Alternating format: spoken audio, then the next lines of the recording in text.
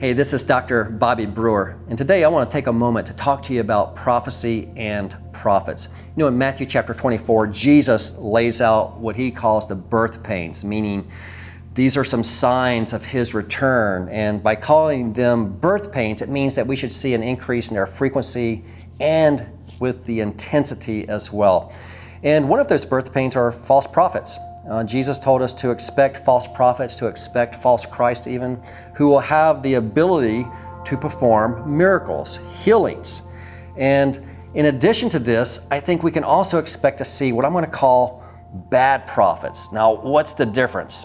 Well, a false prophet seeks to intentionally mislead you. Their goal is to redirect you away from Jesus, all right? So anytime someone's telling you that there's another way to heaven besides Jesus, anytime someone's telling you that Jesus is just one of many ways into the afterlife or to heaven, you'll know right away that's a false prophet. To me, in my opinion, false prophets are pretty easy to pick out, all right? You want to simply ask them the question, who is Jesus to you? The answer I'm looking for is God. So that's a false prophet. But what about bad prophets? What's a bad prophet? A bad prophet is someone who's actually born again. They actually believe in the Bible. They believe in Jesus, and yet they're making false predictions. I mean, in many cases, one after another.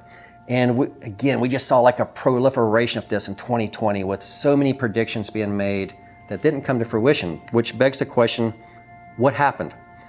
Well, I've got a few answers here for you and then a few solutions as to how we move forward with this, because I think we're going to see more bad prophets in the future. Number one is some just simply mishandle their gifting. In some cases, they do have a gifting, but they've never really learned how to steward this gift or how to properly use it. As a young believer, I was thrust into leadership without really being asked to do so. I was asked to begin teaching the Bible when I wasn't really that fluent with the scriptures. And in some cases, I mishandled my leadership. In some cases, I mishandled the scriptures. I didn't teach anything heretical, but just simply, I was kind of in over my head. And sometimes that happens with those who have the gift of prophecy. They've never really been trained or discipled in how to accurately and properly use their gifting. So that happens sometimes. Some other reasons, though, aren't quite as noble, if you will. Some people want the acclaim.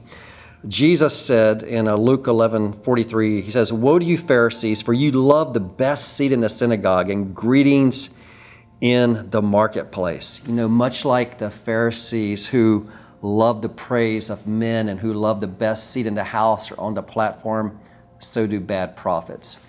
They love the attention that it brings. They love being the center of attention. And Paul will say this to Timothy, his protege. He says, "The time will come when people will not put up with sound doctrine. Instead, to suit their own desires, they will gather around them a great number of teachers to say what their itching ears want to hear."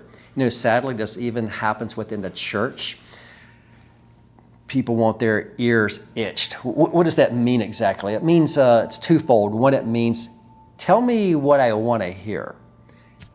Or it can also mean tell me something that's absolutely sensational, rock my world intellectually, blow my mind prophetically.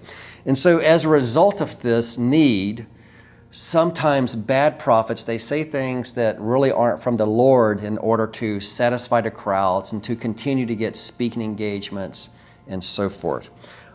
Thirdly, they become full of themselves. Or as my grandma would have said, they get too big for their britches.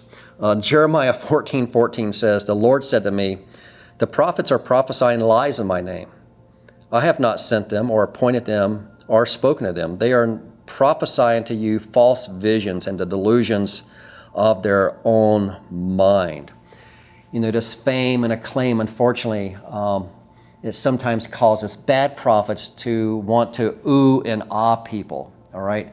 And they become full of themselves. And sometimes they give a word that they claim is from the Lord when really it's not. It's for the purpose of oohing and ahhing people. It's to keep butts in the seat. It's to keep selling CDs. It's so that they can continue to sell books. And sometimes they simply get full of themselves and they haven't really heard from the Lord, but they're saying they are. Fourthly is for money. Again, Paul says the love of money is the root of all evil in 1 Timothy 6:10. Now, you would think that after going on record with a prediction that didn't come true, you would think that that prophet would go into hiding for a while or just maybe be silent for a while, but that's not the case. Normally, they're right back at it, making even more predictions. Why? Well, they have bills to pay. And unfortunately, their identity is now wrapped up in their gifting. And so they're expected to deliver, and meanwhile, bills continue to come in. So for some, it's the money. Prophecy sells. It sells books, it sells conferences, it sells CDs.